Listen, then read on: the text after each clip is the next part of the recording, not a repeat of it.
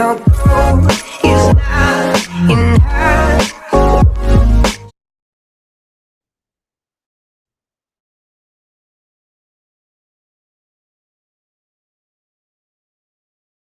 ଏମିତି ଆପଣଙ୍କର trading session ଯାଇଛି।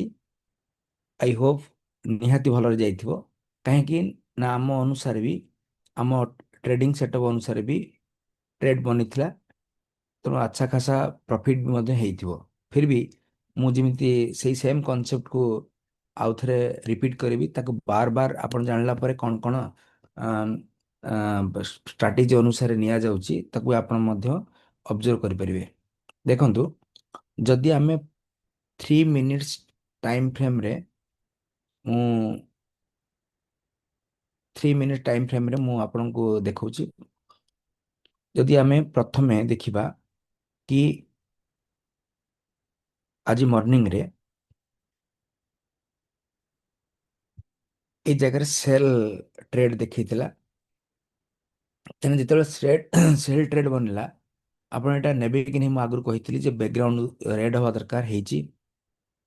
କିନ୍ତୁ ଇମିଡିଏଟଲି ଅବଜର୍ଭ କରନ୍ତୁ, ସବୁବେଳେ ମୁଁ କହିଛି ସପୋର୍ଟ ରେଜିଷ୍ଟାନ୍ସକୁ ମାର୍କ କରିବେ।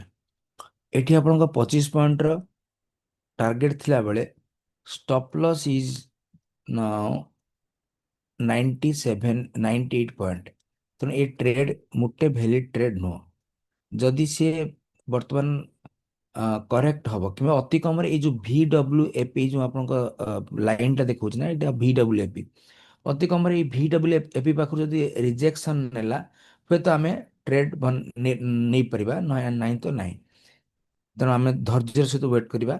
ପ୍ରାଇସ୍ ରିଟ୍ରେସ୍ ହେଲା, VWAP ପାଖରେ ଟଚ୍ କଲା, ରେଡ୍ କ୍ୟାଣ୍ଡେଲ ବନେଇଲା, ଦେନ୍ ଆଫ୍ଟର ଆପଣ ଏଇଠୁ ବର୍ତ୍ତମାନ ଏବେ ଟ୍ରେଡ୍ ନେବେ। ଯଦିଓ ଏଠି ଆପଣଙ୍କର जो 103 पॉइंट स्टॉप लॉस अच्छी, फिर भी टार्गेट आपको मिलला 50 पॉइंट। कारण कहीं नेले रीजन एठी आउ स्टॉप लॉस 100 जो ऊपर रेजिस्टेंस पॉइंट नुह आउ ना, जेहेतु एटा VWAP थिला ना, VWAP रो जस्ट आपण जो कैंडल नेले सेठी 1.5 किंबा 2 ATR of the this candle, जो कैंडल आपनकर एंट्री कैंडल 1.5 ATR रे ମଧ୍ୟ ଆପଣ ପୋଜିସନ ବନେଇ ପାରିବେ। କାରଣ ପ୍ରାଇସ୍ ଯଦି ରିଜେକ୍ସନ ନଉଛି ଫ୍ରମ ଦ VWAP, ମନେ ରଖନ୍ତୁ ସବୁବେଳେ ରାଇଟର୍ସ ଆକ୍ଟିଭ ଥାନ୍ତି ଏଟ୍ ଦ VWAP ଲେଭେଲ।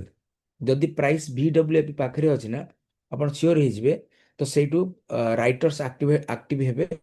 ଯଦି ପ୍ରାଇସ୍ ତଳକୁ ଯାଉଛି ତାହେଲେ ସିଓର ହେଇଯିବେ କଲ୍ ରାଇଟର୍ସ ଆର୍ ଆକ୍ଟିଭ। ସେମିତି ପ୍ରାଇସ୍ ଯଦି VWAP ଉପରକୁ ଯାଉଛି, ଆପଣ ସିଓର ହେଇଯିବେ ଯେ put writers R now active. This is the very important concept. ତ ସେଥିପାଇଁ ଆପଣ ଆଉ ଏଠି ଆଉ ଦେଖିବେ ନାହିଁ କି ରେଜିଷ୍ଟାନ୍ସ 170 ଅଛି ତ ଟାର୍ଗେଟ 58 ନେବି କି ନେବେନି, ନେବେ। କାରଣ ଏଠି VWAP ଆପଣ ପାଇଁ ଷ୍ଟପ୍ ଲସ୍ ଭଳିଆ କାମ କଲା। This is a very good insight. Next, ତ ନେକ୍ସଟ ଆପଣଙ୍କ ଟ୍ରେଡ୍ ପୁଣି ଆଉ ଥରେ ଏଠି ସ୍ମାର୍ଟ ବାୟ ଆପଣଙ୍କୁ ଦେଲା ଏଇ ଜାଗାରେ लगभग 230 ପାଖାପାଖିରେ ସ୍ମାର୍ଟ ବାୟ ଦେଲା। ମୁଁ ଆଉ ଥରେ କହୁଛି, ସେମ୍ ଜିନିଷ କିଣିବା ପାଇଁ ହେଲେ ଆପଣ ଦେଖିବେ ଟାର୍ଗେଟ କେତେ 58, ଷ୍ଟପ୍ ଲସ୍ କେତେ, ଷ୍ଟପ୍ ଲସ୍ 100। ଇଏ ବି ସେଇ ପ୍ରୋବ୍ଲେମ୍। ତାମାନେ ପୁଣି ମୁଁ କହିବି ୱେଟ୍ କରନ୍ତୁ। ପ୍ରାଇସ୍ ସ୍ମାର୍ଟ ବାୟ ତ ହେଇଗଲା, କୁଆଡ଼େ ମାର୍କେଟ ଚାଲି ଯାଉନି, ତେଣୁ ୱେଟ୍ କରନ୍ତୁ ପ୍ରାଇସ୍ ଆସୁ, ପୁଣି ଆଉ VWAP ପାଖରେ ସପୋର୍ଟ ନଉ, ଗ୍ରୀନ୍ କ୍ୟାଣ୍ଡେଲ ବନଉ, ତାପରେ ଆମେ ଏଣ୍ଟ୍ରି କରିବା। ୟେସ୍, ଆମେ ସେୟା ହିଁ କରିବା। ଏବେ VWAP ପାଖରେ ଆସିଲା ପ୍ରାଇସ୍, ଗ୍ରୀନ୍ କ୍ୟାଣ୍ଡେଲ ବନେଇଲା। ଗ୍ରୀନ୍ କ୍ୟାଣ୍ଡେଲ ଯୋଉ ଜାଗାରେ ବନେଇଲା, ଆମେ ତାର ମାନେ ଏଇଟାକୁ ଦେଖିବା ନାହିଁ এই କ୍ୟାଣ୍ଡେଲର ଟାର୍ଗେଟ କେତେ, এই କ୍ୟାଣ୍ଡେଲର ଷ୍ଟପ୍ ଲସ୍ କେତେ। କାହିଁକି ନା VWAP ବର୍ତ୍ତମାନ ପାଇଁ institutional buying and selling zone, buying ତ ନୁହଁ, ସେଲିଂ ଜୋନ୍ ସେମାନଙ୍କର। ତ ତେଣୁ ଯଦି ପ୍ରାଇସ୍ ୟା ଉପରେ ହଉଛି ନା, ଏଠି ଆପଣ ଦିଟା କଥା କରିପାରିବେ। ଆଇଦର ପ୍ରିଭିୟସ୍ 2 କ୍ୟାଣ୍ଡେଲ ଲୋ କୁ ନେଇପାରିବେ ଷ୍ଟପ୍ ଲସ୍, କିମ୍ବା ଯୋଉ କଥା କହିଛି 1.5 ATR ଆପଣ ଷ୍ଟପ୍ ଲସ୍ ବି ନେଇପାରିବେ। ତାମାନେ ଏଇ କ୍ୟାଣ୍ଡେଲ ଉପରେ ଆପଣ ବାୟ କଲେ ଷ୍ଟପ୍ ଲସ୍ ହଉଛି 1.5 ATR। କ୍ଲିୟର? ଆପଣ ଦେଖିଦେବେ ATR କେତେ ଅଛି, ତ ସେ ଅନୁସାରେ ଆପଣ ଯେତିକି ATR ଥିବ, ସପୋଜ ଧର 10 ଥିବ ATR, ତାହେଲେ ତାର 1.5 ମାନେ 15 ପଏଣ୍ଟର ଷ୍ଟପ୍ ଲସ୍ ନେବେ, ଟାର୍ଗେଟ ନେବେ 1:2, ତେଣୁ 45 ପଏଣ୍ଟ ପାଖାପାଖି ଆପଣଙ୍କୁ ମିଳିଯାଇଛି। ତ this is what happening in case of the Nifty. ତ ଏବେ ଯଦି ଆପଣ ବ୍ୟାଙ୍କ ନିଫ୍ଟି ବି ଦେଖିବେ, ସେମ୍ ସିନାରିଓ ଆମେ ଅବଜର୍ଭ କରିବା। ବ୍ୟାଙ୍କ ନିଫ୍ଟିରେ କ'ଣ ହେଇଛି ଦେଖନ୍ତୁ, 3 ମିନିଟର କ୍ୟାଣ୍ଡେଲ ମୁଁ ନେଲି, ଆଜି ଦିନର ଆରମ୍ଭ ହେଲା ଏଠି। ଦେଖନ୍ତୁ ପ୍ରଥମ କ୍ୟାଣ୍ଡେଲରେ, ସରି ପ୍ରଥମ ନୁହଁ, 10ଟା 42 ପାଖାପାଖିରେ ଆପଣ ସ୍ମାର୍ଟ ସେଲ୍ ଏଠି ଇଣ୍ଡିକେସନ ଆସିଲା। ତ ସେମ୍ ସିନାରିଓ ଏଇ ଜାଗାରୁ ଆପଣ ଯଦି ଅବଜର୍ଭ କରିବେ, ଏଇ କ୍ୟାଣ୍ଡେଲରେ ଯଦି ସେଲ୍ ଅଛି, ଟାର୍ଗେଟ କେତେ, ଷ୍ଟପ୍ ଲସ୍ କେତେ? Stop loss is near but target, stop loss is 197 point and target is 200।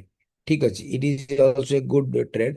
But but problem ହଉଛି, ମୁଁ ବାରମ୍ବାର କହିଛି, ଯଦି ପ୍ରାଇସ୍ VWP ଏ ପାଖାପାଖି ଅଛି ତ ୱେଟ୍ କରନ୍ତୁ ଯେ ସେତିକା ବେଳେ ରିଟ୍ରେସ୍ କରିକି ଯାଇକି ରିଜେକ୍ସନ ନଉ, କାହିଁକିନା ଆମ ସେଲ୍ ଟ୍ରେଡ୍ ନା। ଆଉ ସେକେଣ୍ଡ କଥା ହେଲା, ଯେତେବେଳେ ସେଲ୍ ବନିଥିଲା ଏଠି ବ୍ୟାକଗ୍ରାଉଣ୍ଡ ହ୍ୱାଇଟ୍ ଥିଲା, ତ ରିଟ୍ରେସ୍ କରିବ ହିଁ କରିବାର ଚାନ୍ସ ଅଛି। କ୍ଲିୟର? ତ ଏବଂ ତାପରେ ଆଉ ଗୋଟେ ଜିନିଷ ବି ଅବଜର୍ଭ କରନ୍ତୁ, ଯେ ଏଥିରେ ଆପଣଙ୍କର ଏଠି ଆପଣଙ୍କୁ ଗୋଟେ ଲେଖା ହେଇଛି OBB ଡାଇଭରଜେନ୍ସ। ତାମାନେ OBB ଡାଇଭରଜେନ୍ସ ହଉଛି ମାନେ ପ୍ରାଇସ୍ ଉପରୁ ଯିବାର ଚାନ୍ସ ଅଛି। ତାପରେ ଏଠି ବାୟ ମାନେ ମଧ୍ୟ ଏଠି ବାୟ ସିଗ୍ନାଲ ବି ଦଉଛି, ତ ନିହାତି ପ୍ରାଇସ୍ ରିଟ୍ରେସ୍ କରିବାର ଅଛି ଚାନ୍ସ। ତେଣୁ ଆପଣ ୱେଟ୍ କରନ୍ତୁ, ପ୍ରାଇସ୍ ପ୍ରଥମେ VWAP ଉପରକୁ ଯାଇକି ପୁଣି ତଳକୁ ଆସୁ, କାହିଁକିନା ସେଲ୍ ଟ୍ରେଡ୍ ଆକ୍ଟିଭ ଅଛି। ଆଉ ଥରେ ମୁଁ କହୁଛି, ସେଲ୍ ଟ୍ରେଡ୍ ଆକ୍ଟିଭ ଅଛି। ଖାଲି ପାଖକୁ ଆସିଲେ ଆପଣ ବିକିବେନି, ପ୍ରାଇସ୍ ଉପରକୁ ଯିବ ଦେନ୍ ତଳକୁ କ୍ଲୋଜ ହବ, ତାମାନେ ସେଲର୍ସ ପୁଣି ରାଇଟ୍ କଲେ। ତ ବର୍ତ୍ତମାନ ଏବେ ଏଇ ଜାଗାରେ ଆପଣଙ୍କର ସେଲିଂ ରହିବ। ଷ୍ଟପ୍ ଲସ୍ ଏଠି ଆଉ 2 ATR ନୁହଁ, ଏ 1.5 ATR ନୁହଁ, ସିମ୍ପଲି ଯେହେତୁ ତିନିଟା କ୍ୟାଣ୍ଡେଲର ପାଇଭଟ୍ ଏଠି ବନେଇଛି, ତ ଆପଣ ଏଇ ଜାଗାରେ ଷ୍ଟପ୍ ଲସ୍ ନେଇକି ଏବେ ଇମିଡିଏଟଲି 1:1.5 or 2 or 3 ଯାହା ବି ଆପଣ ନେବା କଥା ଆପଣ ଏବେ ମଧ୍ୟ ନେଇପାରିବେ। ଦେଖନ୍ତୁ ପୁରା ପ୍ରାଇସ୍ କଣ୍ଟିନ୍ୟୁଅସଲି ତଳକୁ ଗଲା, ପାଖାପାଖି 1:3 ରେସିଓରେ ଆପଣ ମଧ୍ୟ ଏଠି ଟାର୍ଗେଟ ଆଚିଭ କରିବେ। କ୍ଲିୟର? 220 ପଏଣ୍ଟର ଆପଣଙ୍କର ଏଠି ଟାର୍ଗେଟ ଆପଣଙ୍କୁ ଦେଲା। ତ ତାପରେ ହଁ, ପୁଣି ଏଗେନ୍ ଦେଖନ୍ତୁ, ଆପଣଙ୍କୁ ବାୟ ସ୍ମାର୍ଟ ବାୟ ଦେଲା, ବ୍ୟାକଗ୍ରାଉଣ୍ଡ ଗ୍ରୀନ୍ ଅଛି, ସ୍ମାର୍ଟ ବାୟ ଦଉଛି, ତେଣୁ ପୋଜିସନ ବନେଇ ହବ। କିନ୍ତୁ ମୁଁ ଆଉ ଥରେ କହିଛି, ପ୍ରାଇସ୍ କ୍ଲୋଜ ହେଲା ଏଭବ ଇଟ୍, ଗୁଡ୍ ଥିଙ୍ଗ। ଟିକେ ୱେଟ୍ କରନ୍ତୁ, ପ୍ରାଇସ୍ ରିଟ୍ରେସ୍ କରୁ। କାହିଁକି ନା ପ୍ରାଇସ୍ ଥିଲା ତଳେ, କାହାର? VWAP ରେ। ଏବେ କ'ଣ ହେଇଛି?